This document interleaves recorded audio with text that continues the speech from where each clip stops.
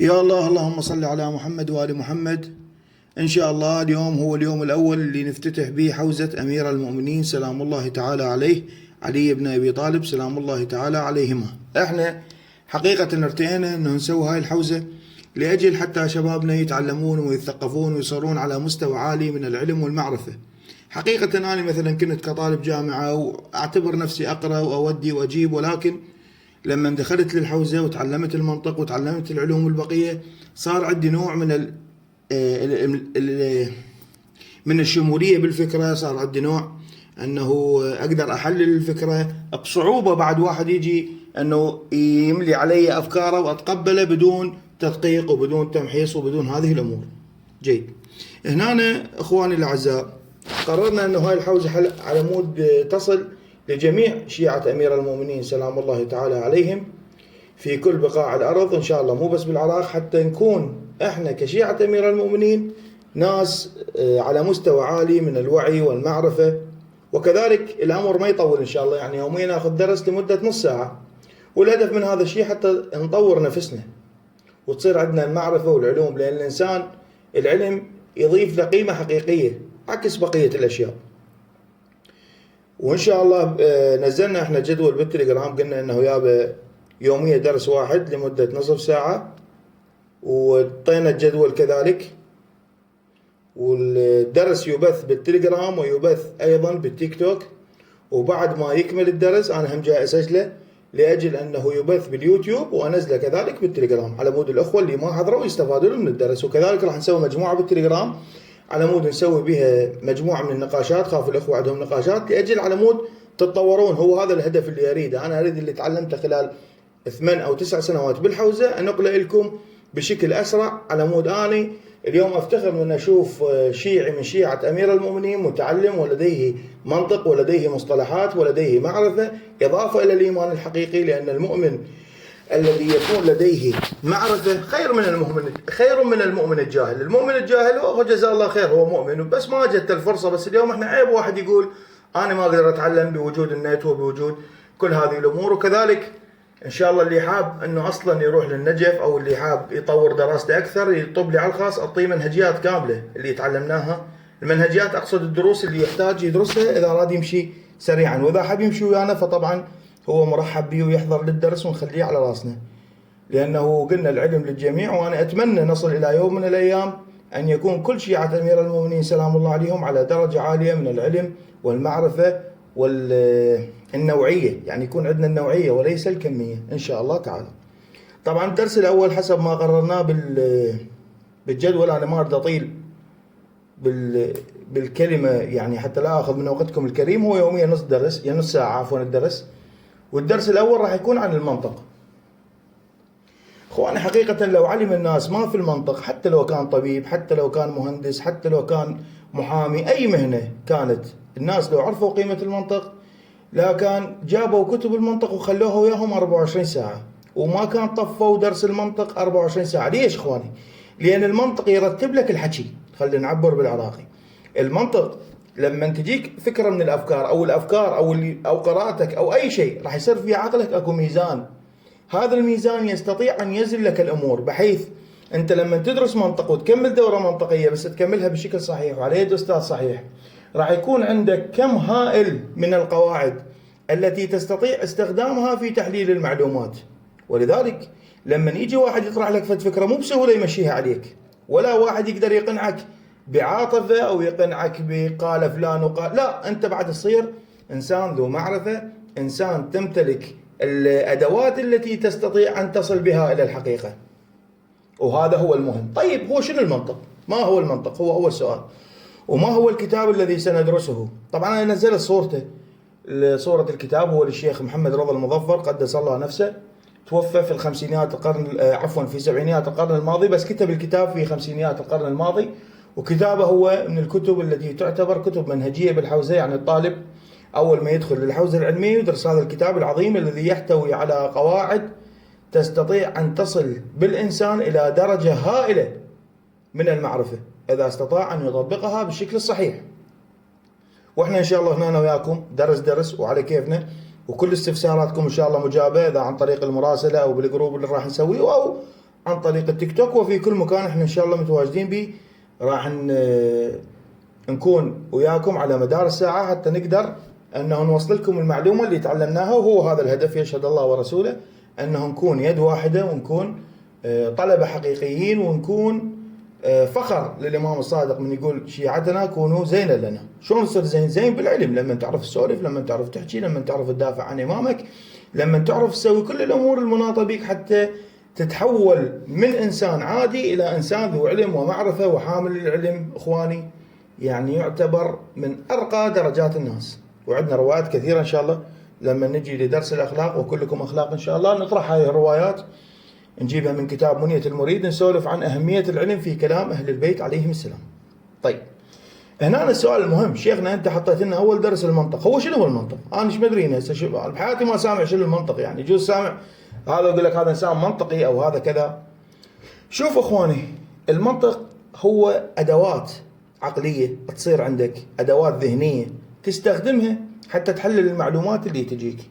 وحتى ما أطول عليكم هواي وما يصير الموضوع متشعب، وأنا مؤمن أنه الطالب حينما يدرس كتاب معين إذا عرف شنو هذا الكتاب، وعرف شنو فهرسة هذا الكتاب، وعرف فائدة هذا الكتاب، وعرف كل موضوع وين يوديني في هذا الكتاب، راح يحب هذا الدرس وراح ينتظم به وراح يعتبره فشي جدا عظيم. أما إذا كان عنده الأمر مجهول وما قدر يوصل به إلى نتيجة، فالمسألة تصير عليه صعبة حقيقة. وإحنا هنا حريصين جدا أنه نجعل الدرس سهل ونجعل الدرس سلس، يا الله اللهم صل على محمد، ونجعل الدرس مفيد لكم إن شاء الله تعالى، وأنا بخدمتكم.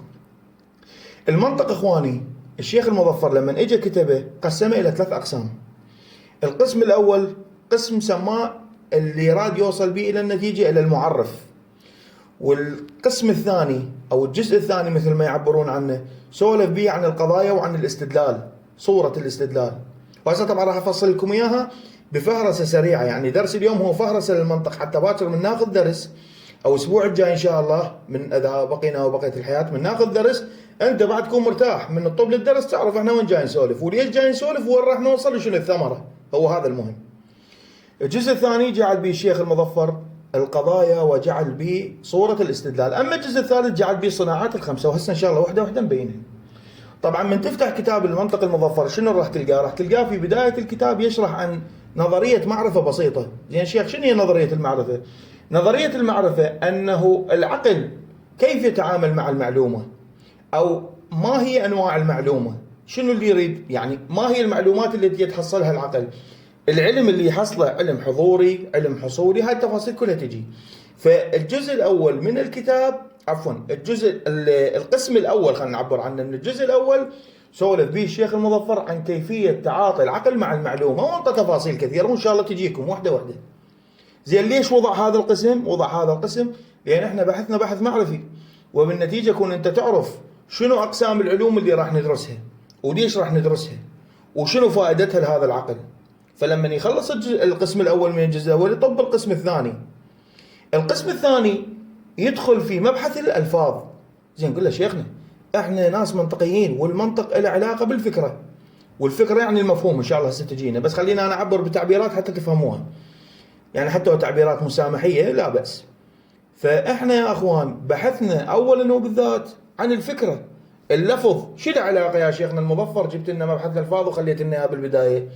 يجاوبك الشيخ المظفر ويقول لك أنه مبحث الألفاظ أضعه قبل مبحث المعاني وقبل مبحث المفاهيم، لأنه أنت لما تريد توصل فكرة لصاحبك، أنت الآن تسمعني، لما تريد تقول لوالدتك يوم أسوي لي عشاء، سؤال يوم أسوي لي عشاء هي فكرة بعقلك، شلون نقلتها للوالدة؟ نقلتها الوالدة عن طريق الألفاظ، هاي يلزمها. جيد. إذن إحنا محتاجين بإيصال الأفكار كبشر إلى غيرنا من إخواننا البشر، محتاجين حتى نتواصل وياهم، نحتاج إلى أداة للتواصل، والأداة اللي نتواصل بها هي الألفاظ. والألفاظ يا أخواني هي بوابة، بالتالي هي بوابة للمعاني، وبما أنه هي بوابة للمعاني إذن أنا لا أستطيع أن أصل إلى اللفظ إلا من خلال المعنى. شرح واضح وبسيط وإن شاء الله تكونوا فهمتوا. جيد.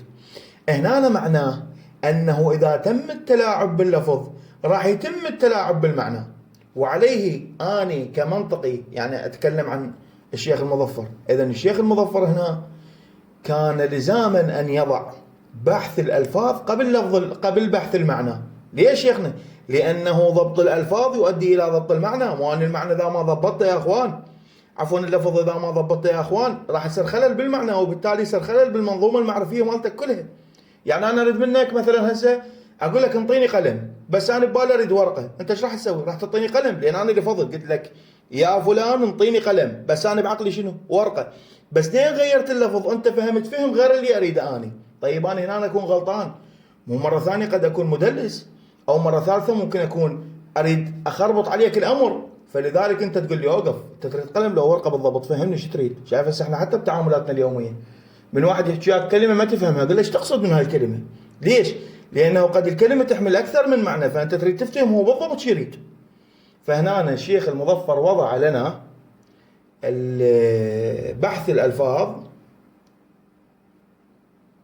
وضع لنا الشيخ المظفر بحث الألفاظ لأجل أن يجعل بوابة للمعنى. المعنى ياهو هذا المعنى اللي بعقلك هسه اللي بسيط اللي سولفناه. طيب ورا ما يطلع من بحث الألفاظ شو يسوي الشيخ المظفر؟ يذهب بعدها إلى شرح المعنى. المعنى أخواني راح يسميه شيء آخر، الفكرة اللي براسك راح يسميها شيء آخر. شو يسميها؟ يسميها المفهوم. المفهوم أخواني طبعا أحد الأخوة يقول لي شيخ خفف السرعة، فخل أخفف السرعة شوية وأنا بخدمتكم فكون أتكلم على كيفي. خوش هنا بعد أن ينهي الشيخ المظفر مسألة الألفاظ التي هي بوابة للمعنى اللي هي الفكرة اللي بعقلك، شو يسوي الشيخ المظفر بعدها؟ ينتقل إلى بحث الفكرة اللي سميناها معنى. هنا شو يسموها بالمنطق اخواني حتى لا تدوخ بيها؟ يسموها مفهوم. فيقول المفهوم مرة كلي ومرة يقول المفهوم جزئي. زين شيخنا شنو كلي شنو جزئي؟ أقول لك شنو كلي وشنو جزئي. الجزئي هو المفهوم اللي ينطبق، يعني الصورة اللي بعقلك اللي تنطبق فقط. اخواني هذا مو شرح على مود تفهم وتقول انا فهمت او ما فهمت، لا تخاف، هاي بس نفهرس المسألة. يعني احنا وين رايحين؟ درس المنطق. شو نريد من درس المنطق؟ وان شاء الله كل كتاب راح نبدي به الدرس راح ابين لك احنا شو نريد بالضبط، حتى من نخلص الكتاب تطلع بفائدة، تطلع بحصيلة. ما تطلع انت خلصنا الكتاب وتقول لي انا شو فهمت. اقول لك لا، حرامات وقتك يضيع. الوقت هو من أعمارنا يا أخواني، فإحنا نكون نستغله بالشكل الصحيح. أعود إلى أصل الموضوع. هنا الشيخ اجى قال يابا هاي الفكرة اللي بعقلك. هسه مثلا أقول لك شيخ محمد الجبور اللي هو أنا خادمكم المتكلم، تيجي صورتي بذهنك لأن أنت شايفني عن طريق الفيديوهات والصور وكذا. فلما تجي هاي الصورة بذهنك، تجي بذهنك مثلا صورة الشيخ الوالي رحمة الله عليه؟ لا طبعا، لأن هو شيء وأنا شيء. فهنا هاي الفكرة لما أقول لك كل اللي يسموني أقول لك محمد الجبور، تقول لي إيه هذا الولد كذا كذا، اجت صورتي أنا ما اجت صورة غيري. ومرة أقول لك الشيخ أحمد الوائلي رحمة الله عليه، أي يجي هذا الشيخ اللي صوته جميل اللي كذا يسولف. زين هاي يسموها مفهوم جزئي. يعني شنو؟ يعني هاي الفكرة تنطبق بس على شيء واحد بالخارج، ما تنطبق على كثيرين. وعندي مفهوم كلي، مثلا أقول لك كتاب فينطبق على كتاب الرياضيات، إيه هم كتاب النحو، اي نعم كتاب الفقه، نعم كتاب. فالفكرة اللي تتطبق بالخارج هذا كشرح اول اخواني بس حتى توصل لكم الفكرة. فالفكرة اللي تتطبق على اكثر من شيء، مثل الكتاب اللي يتطبق على كل الكتب، مثل الباب اللي تطبق على كل البيبان. مرة انا اقول لك باب الاستقبال مالتكم، فانت هاي باب الاستقبال هي وحدة بالواقع، بس مرة اقول لك باب فتجي على باب الاستقبال مالتكم وباب الشارع وباب بيتنا وباب كذا وباب كذا، فكل باب بالدنيا راح ينطبق عليها هذا. ففرقت لي بين الأمرين، هو هذا المهم. فالآن نسأل سؤال، نقول هو احنا بالجزء الأول شنو نحتاج؟ نحتاج المفهوم الكلي لو الجزئي؟ قالوا نحتاج المفهوم الكلي. ليش إخواني؟ لأن احنا بالمفهوم الكلي نريد نجيب الشيء ونعرفه، يعني نخلي له ضوابط ومعايير لهذا الشيء، حتى نقول هذا الشيء لما نعرفه ينطبق عليه التعريف. يعني أنا من أطبق أعرف الباب شو أقول عنه؟ ما أقول باب استقبالكم، لأن ما راح ترهم على باب استقبالنا، فهنا التعريف راح يكون بنقص. فش أسواني؟ أقول لك الباب هو الشيء الذي يوضع بالمدخل وله الصلاحية في فتح وسد المدخل. فهنا أي مدخل يكون به هذا الشيء هو باب. فأنا إذا محتاج بالتعريف المفاهيم الكلية وليس الجزئية. فشي يسوي الشيخ المظفر؟ يقول لك عوف الجزئيات على صفحه وتعال نسولف بالكليات. بعد الكليات من يخلص مفهوم الكليات، طبعا ينطيك بمباحث هواي الكلام، بس احنا هسه مختصرا. بعد ما يخلص مفهوم الكلي اخواني، لما يخلص مفهوم الكلي يذهب النوب الى بيان العلاقه بين الكلي والكلي. بحث اسمه النسب الاربعه، ما راح ندخل به يعني تخليه في وقته. بعدها يدخل في بحث اسمه الكليات الخمسه، يعدد لك انواع الكلي. بالنسب الاربعه ينطيك العلاقه بيناتهن، بالكليات الخمسه يعدد لك انواعهن وشنو فرق واحد عن الثاني. بعد الكليات الخمسه النوب يدخل الى بحث مهم وهو بحث التعريف. بحث التعريف شنو اخواني؟ اي شيء الان تسالني عنه تقول لي ما هو الاسد، كون انا عندي تعريف. ما هو الانسان، كون عندي تعريف. ما هي الباب، كون عندي تعريف. التعريف عند المنطقي ينحط بالسوالف؟ لا، ما ينحط بالسوالف. كون انت عندك مفاهيم كليه لذاتيات هذا الشيء حتى تقدر تخليه له تعريف، وهذا ان شاء الله بالبحث كله يجي بالتفصيل شلون وحده وحده نقف عليها. فهنا الشيخ المظفر لما وصل الى بحث التعريف اراد ان يصل المنطقي او دارس علم المنطق الى اداه يستطيع من خلالها فهم الاشياء عن طريق شنو؟ التعريف. وطبعا اضاف الشيخ المظفر قدس الله نفسه بالاخير بحث سماه القسمه. القسم الاخير من الجزء الاول. القسمه ما لها علاقه بالتعريف، ولكن بها نوع من الكاشفيه. شلون التعريف يكشف لنا الاشياء، كذلك القسمه بها نوع من الكاشفيه. جيد.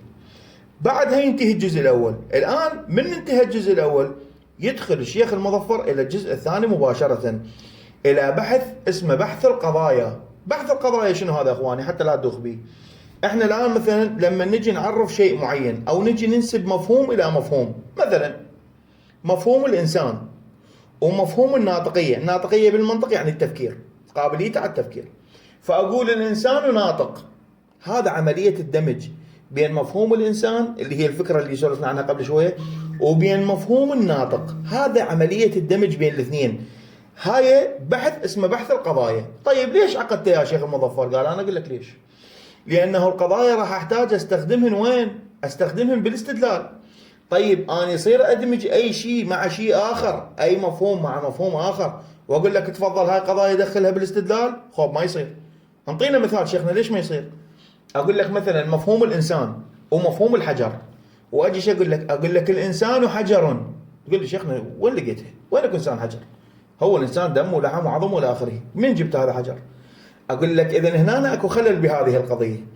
زين، اذا قبلت مني هذا الخلل تقول لي الانسان حجر، من نروح للاستدلال، وهسه راح نسولف عن الاستدلال. من نطبق القضيه بالاستدلال ونجري عمليه الاستدلال راح يطلع الاستدلال عندنا غلط. مثلا الانسان حجر والحجر لا يموت، اذا الانسان لا يموت. فهنا انا من خلال الخطا بالقضيه الاولى الحجر لا يموت، القضيه الثانيه صحيحه فعلا الحجر ما يموت، لان مو من قابليته يعيش او يموت. بس القضيه الاولى الانسان حجر، شنو اللي صار بيها؟ صار بيها خطا، لانه انا ما اقدر اصف الانسان بالحجر. فبالنتيجه مبحث القضايا شو يريد يسوي اخواني؟ يريد يخليك لما تنشئ قضيه اللي هي الماده الاوليه للاستدلال تكون هاي القضيه اللي سولفنا عنها مثال الانسان حجر لا تنسى، هاي القضيه غلط، والانسان ناطق هاي قضيه صحيحه. يقول لك لما نتالف لقضيه من القضايا يكون تاليفك يكون صحيح، لان انت القضيه ما راح تالفها وتضمها ببيتكم، لا، القضيه راح تريد تجيبها تطبقها بالاستدلال، وبالنتيجه ادخال قضيه خاطئه للاستدلال سيؤدي بشكل قطعي الى خطا الاستدلال. هاي اخواني خلوها في بالكم. فالشيخ المظفر قدس الله نفسه يدخل في بحث القضايا لاجل ان يجعل هذا البحث بوابه للدخول الى الاستدلال. شوف احنا وحده وحده من المعرف طبينا على القضايا، ومن القضايا وين راح نطب؟ راح نطب على الاستدلال. طيب شيخنا انت هسه اذا علمتنا شلون نالف القضايا طبينا الى بحث الاستدلال، ليش تريد تعلمنا الاستدلال؟ يقول هو هذا المطلوب. انت تريد تتعلم منطق كنت تتعلم تستدل. لما عندك فشي ببالك تريد تجيب دليل عليه يكون عندك ادوات علميه، على مود المجتمع العلمي ما يرفضك، ما يقول لك انت جاي تسولف كلام شاي، لا، يكون عندك دليل تسولف به. الدليل منين يجي؟ يجي من الاستدلال. وانا هسه بدي اعلمك الاستدلال، مو اني الشيخ المظفر يتحدث وانا انقل عنه. جيد. الاستدلال هنا راح يعلمك شلون تدخل قضيه مع قضيه اخرى. هذا عمليه الدمج بين القضايا، بين القضيه واحد وقضيه اثنين، او حتى ثلاث قضايا، او ايا كان طريقه الاستدلال اللي راح نستخدمها. انتم لاحظتوا بالبدايه لما صارت عندنا مشكله بعملية تكوين القضية طلعت النتيجة غلط، طلع الإنسان ما يموت، وقعنا بطرقاعة بالاستدلال. طيب شكل الاستدلال يأثر؟ قال إيه؟ حتى عملية شكل الصورة، خلينا نسميها صورة الاستدلال، إذا ما تمت وفق قواعد صحيحة، هاي الصورة الاستدلالية راح تؤدي إلى خطأ بالنتيجة حتى لو قضاياك حقيقية. يعني مثلا واحد يجيب قضيتين هن صحيحات، الإنسان ناطق وكل ناطق عاقل مثلا، هنا هذين القضيتين لما أجي أدخلهم بالاستدلال، إذا دخلتهن باستدلال غلط ربما ما أصل إلى نتيجة، ربما. فلذلك الشيخ المظفر يعلمك بالجزء الثاني، القسم الثاني من الجزء الثاني، شلون تجيب القضايا وتدمجها مع بعضها بصورة صحيحة حتى تصل لنتيجة صحيحة. زين سؤال شيخ، أنا ليش أتعلم النتيجة الصحيحة؟ أقول لأنه أنت أولا حتى تستدل لنا شيء صحيح وتفيدنا كبشرية. اليوم أنا أي واحد منكم من الأخوة أتمنى له يكون عالم كبير بأي مجال من المجالات، فمن يجي يريد يفيد البشرية خل ما يفيدهم بالسوالف، لا، راح يفيدهم بالاستدلال. الاستدلال اللي راح تقيم لي إياه بأدوات علمية صحيحة هو اللي راح يؤدي لي إلى نتيجة، أما السوالف ما تؤدي إلى نتيجة. فبالتالي زين هاي فائدتها الوحيدة؟ أقول لك لا. أنت اليوم تؤمن بفكرة معينة ويجيك واحد جايب لك استدلال يؤدي إلى بطلان فكرتك، هنا سؤال لازم شو نسوي احنا؟ نصدق لو ما نصدق؟ نقول لك لا نصدق ولا ما نصدق، جيب عم استدلالك خلينا نشوفه، لان انت ذا كلامك صحيح نقبل به، لان الامام الصادق سلام الله عليه شو يقول؟ نحن اصحاب الدليل، يعني اينما ما لنا نميل، وين ما يروح الدليل احنا وياه اخوان. زين يحتمل هذا اللي جايب لك دليل كذاب ويريد يخرب فكرتك؟ طبعا يحتمل جدا. يحتمل هو اصلا ما فاهم السالفه وماشي عليه الدليل ويريد يمشي عليك وهو ما يدري، هم مسكين، ممكن. فأنت لما تكون عندك أدوات الاستدلال والكشف على الاستدلال وتباوع على الاستدلال، بهاي الحالة لما تنظر إلى الاستدلال وتعرف صورته خطأ، تقول له اوقف يا فلان استدلالك خطأ، لأنه عندك في عملية الاستدلال صورة الاستدلال مالتك أكو بها خلل، أو الاستدلال مالتك خطأ لأن القضية الأولى بالاستدلال بها خلل. فهنا راح تستطيع أنت أولا أن تنتج المعرفة، وثانيا تستطيع أن تحارب الجهل بهذه الأدوات العظيمة. فعلم المنطق علم عظيم وجميل ويستحق منا الوقت هو وبقية العلوم إن شاء الله تعالى. جيد، خلصنا الجزء الثاني. طبعا يعطي الاستدلالات كثيرة إن شاء الله تيجي بالجزء الثاني ونسولفها كلها بالتفصيل، ما نضيع عليكم شيء إن شاء الله. يبقى يجي الجزء الثالث. بالجزء الثالث شو تريد يا شيخنا المظفر؟ قال أريد أجي للزبدة. بالجزء الثالث أنا عندي الزبدة. شنو الزبدة يا شيخ؟ قال الزبدة علمك الصناعات الخمسة. شنو هاي الصناعات الخمسة يا شيخ؟ قال الصناعة الأولى صناعة البرهان. أنت مو تعلمت ترتب القضايا؟ أي نعم تعلمت ترتب القضايا. مو تعلمت تجيب القضايا وتخليها بالاستدلال كصورة؟ أي نعم تعلمت. زين هسه مادة القضايا أنت صورة القضايا تعلمتها وصورة الاستدلال هم تعلمتها. زين هنا المادة مال القضايا والاستدلال منين تجيبها؟ المادة يقول من الصناعات الخمسة. الصناعة الأولى هي صناعة البرهان، وهي الصناعة التي توصلك إلى الحقيقة، فإذا كنت باحث عن الحقيقة فالزم صناعة البرهان. البرهان يعلمك شلون تستدل للوصول إلى الحقيقة. الصناعة الثانية المهمة هي صناعة الجدل. الأخوة الآن من يسمعون جدل إيش عبال هذا يتجادل ببيتهم، يقول له لا تجادل، شايف أبوك من يرزلك وتجاوبه؟ يقول لك لا تجادل، من ما تجاوب يقول لك احكي، سابح يا ردني احكي لو جادل. المهم نرجع الموضوع. هنا الجدال بالمنطق ما يقصدون بهذا الجدال مال الوالد من يرزلنا، لا، يقصدون به انه انت كيف تلزم خصمك بما يقول، يعني تبين بطلان قول خصمك. راح تقول لي شيخنا زين ليش ما استخدم البرهان؟ والبرهان للوصول للحقيقة. اقول لك البرهان ما يخليك تناقش غيرك، البرهان إلك يوصلك للحقيقة وللناس الباحثة أنت تدليهم. بس أبو الجدل يجي يسوي عليك سوالف، يعني مثلا هو يسولف وياك يقول لك ليش عمامتك عوجة، يريد يستفزك مثلا، أو تسولف له دليل ساعة ويقول لك كلامك إنشائي ما بي دليل، فهذا تسولف وياه برهان ما تقدر. فهذا تسولف وياه بالجدل. شلون بالجدل؟ تلزمه، يعني تشوف قوله شنو وتشوف اللازم من قوله شنو. إذا لازم باطل تقول له هذا لازم مالتك باطل. هاي من يعلمك إياها؟ يعلمك إياها صناعة الجدل، وإن شاء الله هنجيها بالتفصيل. عندك الصناعة الثالثة هي صناعة الخطابة. صناعة الخطابة لا يتوهم الأخوة أنه الخطابة أنه تقعد على منبر أو بمكان وتخطب، لا. صناعة الخطابة بالمنطق أعم، وهي خل أعرفها لك حتى تفهم. صناعة الخطابة هي كل شيء تستطيع من خلاله إقناع الجمهور.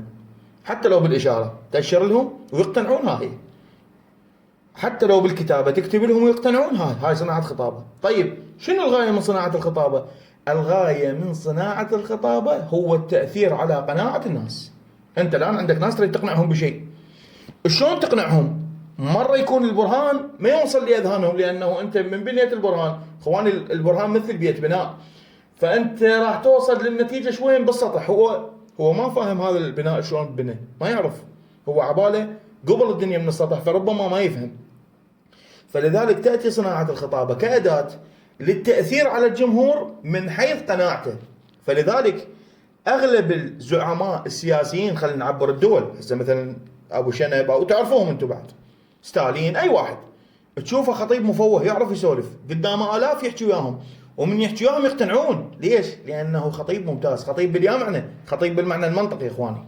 فأنت إذا حاب أنه تتكلم مع الجمهور ويقتنعون بكلامك، كون عندك صناعة الخطابة. صناعة الخطابة شيء، والجدل شيء، والبرهان شيء. بعد أكو صناعة شيخ، نعم أكو صناعة الشعر. صناعة الشعر هو التأثير على عواطف الجماهير أو الناس أو المتكلمين وياك. يعني أنا هسه أريد أسولف وياك وأريد أخليك تكره فلان، هنا أنا راح أستخدم صناعة الشعر. أخليك تحب فلان، تنقهر على فلان، هاي صناعة الشعر. شعر مو أجي ألقي لك الليلة بذي حسن من أنيري، ما العلاقة. هنا أنا شو أسوي؟ أجي أسولف لك سوالف أنت من خلالها تتأثر. أنا أتحكم بمشاعرك من خلال صناعة الشعر. بس طبعا هذا الكلام تسمعه مو أنه تروح تستخدمه بالشر، لا بالعكس، تستخدمه بالأمور اللي تحتاجها للخير، باعتبار أنت رجل علم، ورجل العلم المفروض يكون رجل خير. جيد. الصناعة الأخيرة هي صناعة المغالطة. يعلمك شلون تسوي مغالطة. قول شيخنا، شيخ المظفر ايش كبره ايش قده، ويعلمك صناعة المغالطة. قال لك اصبر. صناعة المغالطة طالب العلم مثل صناعة السم بالنسبة للصيدلي. الصيدلي يتعلم السموم ويدرسها، ويجي النوب يدرسها ويحللها حتى يصنع منها الدواء. احنا كذلك اخوان نفس الشيء. انت اليوم باكر صرت رجل علم، هسه رجل دين، يعني عالم برجل دين، مهندس، ايا كان مهنتك، انت حاب تكون منطقي. لان احنا بالمناسبه اخواننا من فتحنا هاي الحوزه، انا ادري راح يدخل الطبيب والطالب وهواي راسلوني من الاخوه كذلك. الغايه منها شنو؟ الغايه انه انت مو بس يعني هو الحوزوي وتقفل، لا، انت حوزوي ومهندس، انت حوزوي وطبيب، انت حوزوي وكذا، انت حوزوي ومدرس. هنا راح تكون اقوى. ليش؟ لان راح تمتلك الدين والمعرفه الحقيقيه للعلوم العليا جاي نسولف بها، راح ترفع مرتبه النفس مرتبه عاليه. بس طبعا كون تنزلها بالاخلاق. يعني الامام سلام الله عليه يقول لك كل ما ترفعني درجه عند الناس كون عندك تنزلني بيني وبين نفسي. ليش؟ لان الامام سلام الله عليه مدرك لحقيقه انه النفس اذا صعدت الى درجات عليا من الكمال بدون ان تصل الى مستوى اخلاقي معين، راح تنقلب عليك وتحولك هي تنين. بالنتيجه تنين يلتهمك وينهيك. فانت ويا العلم كون اخلاق حتى تطير بجناحين مستويين. انت اخلاق بدون علم مقبول، بس علم بدون اخلاق انت شيطان. لان الشيطان عالم ولكن ما عنده اخلاق، كل شيء يعرف، اساله ويناقش انبياء ويناقش الله، بس مع ذلك هو ما عنده اخلاق، ما عنده ورع. فانت من تتعلم العلم كون عندك شنو؟ كون عندك ورع، كون عندك مخافة الله. هذا أهم شيء. وإن شاء الله أنتم موفقين لهذا الشيء، وأنا أقلكم وخادمكم. المهم نعود إلى أصل المسألة، صناعة المغالطة. أنت الآن رجل علم، إجاك واحد أقام عليك دليل وادعى أنه دليله قائم على صناعة البرهان. طبعا هم غالبا اللي يقومون المغالطات ما يعرفون هذا الحكي العلمي الدقيق، بس خلينا نفترضه دارس. هو يجي شو يسوي اخوان؟ يجي يريد يخلي المغالطة العدة انه هي برهان. فانت شو تقول له؟ تقول له اوقف، عندك خطأ بالقضية الاولى من الاستدلال، وعندك خلل بشكل الاستدلال، وعندك خلل بالوصول الى النتيجة. فانت هذا الدليل الذي تدعي انه برهان هو غلط. فبالتالي انت من خلال صناعة المغالطة كشفت المقابل، ما خليته يمرر عليك السم الفكري. هي هاي النتيجة لصناعة المغالطة. يعني مو انت تصنع مغالطة تمشيها على الناس، مو صحيح، لا. المغالطة انه تستطيع ان توقف الافكار الخاطئة ان تتسلل لك او للناس الذين يهمونك. هذا هو المنطق يا اخواني باختصار. استطعت او لم استطع لا ادري، ولعلي اكون قد وفقت انه اوصل لكم فكرة ما هو المنطق، ولماذا ندرس المنطق، وما هي المحطات التي سنقف عندها ويلزم علينا بيانها في علم المنطق حتى نستطيع أن نصل إلى الغاية المنشودة التي ذكرتها في بداية كلامي، وهي أن نكون ناس مثقفين وواعين، ونكون زينا للأئمة ولا نكون شينا عليهم، ولا نكون كغذاء السيل، ولا نكون، لأن الجهل يولد الجبن ويولد كثير من الأمور الخاطئة التي توصل بالإنسان إلى درجة، حاشاكم أحكي عن البعيد، إلى درجة الحيوانية، يأكل ويشرب وما ملتهي بعد ما يدري، نسى نفسه. أما هاي العلوم ممكن تطلعك شوية وتخليك تصل إلى لذة تختلف عن لذة العبادة وتختلف عن لذة المادة. الإنسان عنده 3 لذات يتلذذ بها: اللذة المادية وكنا نعرفها هاي لأن منغمسين بها جدا، ولذة أخرى اللي هي اللذة الروحية، والمؤمنين يعرفوها من يتصل بالله سبحانه وتعالى عن طريق صلاة وصوم ومساعدة فقير إلى آخره. واللذة الأخيرة هي لذة العلم، لما عقلك يعرف فد معلومات جديدة ومو أي علم، هي هاي العلوم خصوصا اللي سولفنا بها هسه راح تتعرفون على هاي اللذة. راح تقول أنا هاي وين كنت عن هاي السالفة؟ يعني ليش ما كنت تعرف؟ يعني ليش ما كنت تدرس؟ وين راح العمر؟ راح تضرب رجلك وتقول ضاع العمر وهدره. بس إن شاء الله هو ما ضاع هدره، لأنه الإنسان حتى في آخر أيامه المفروض يتعلم، حتى لو آخر يوم من عمره يروح يتعلم، لأنه العلم شيء ضروري لرفعة الإنسان بالدنيا والآخرة. الدنيا مو مهمة بس هو له هذا الأثر، ولكن هو أهم شيء أنه أنت عند رب العالمين طبيت وتعلمت وصار عندك معرفة وصار عندك قابلية على الاستدلال وصار عندك منطق وصار تقوم تعرف السولف في أي مجال. وأنا قلت لك أفضل أن تبقى باختصاصك وتصير حوزوي، والحوزوي بمعنى منطقي، بمعنى فلسفي، بمعنى فقهي، بمعنى عقائدي، بعد ما حد يقدر يلزمك. أنت تصير إنسان قدوة، قدوة بأخلاقك وقدوة بعلمك. الأخلاق قبل العلم، لأنه الأخلاق هي الرسول اللي يوصلك للناس. كلماتك الجميلة هي ومحبتك للناس، هاي أوصيكم بها، محبة الناس. أنا مو أكفد مشكلة راح تواجهكم لما تتعلم هاي العلوم. ايش راح يصير عندك إخواني؟ راح يصير عندك نوع من النفرة، تقوم تنفر تقول هذا غبي، حاشاكم ليش أحكي وياه؟ زين هذا شي يسولف 5 بالشهر، حقيقة راح يصير عندكم. بس بعد فترة راح تكتشفون إنه لا، هذول خطية، بالعكس حتى لو ما فهموا الأمر جيد، هم أولادنا وهم أخواننا. ويكون عندك قلب تحبي البشرية كلها، ويبقى مجال آخر للحب، أقصد حب الله سبحانه وتعالى وحب مخلوقاته. حتى لو كانت أكو ناس مسيئة فأنت تكره أفعالهم ما تكرههم هم، لأنه أنت المعرفة المفروض تسخرها لفائدة الناس. وصدقني إذا صارت عندك معرفة وسخرتها لفائدة الناس، رب العالمين ما راح يقصر وياك وراح يرفع اسمك بالدنيا وبالآخرة. هذا والحمد لله رب العالمين، وصلى الله على محمد وآله الطيبين الطاهرين. اللهم صل على محمد وآل محمد. اللهم صل على محمد وآل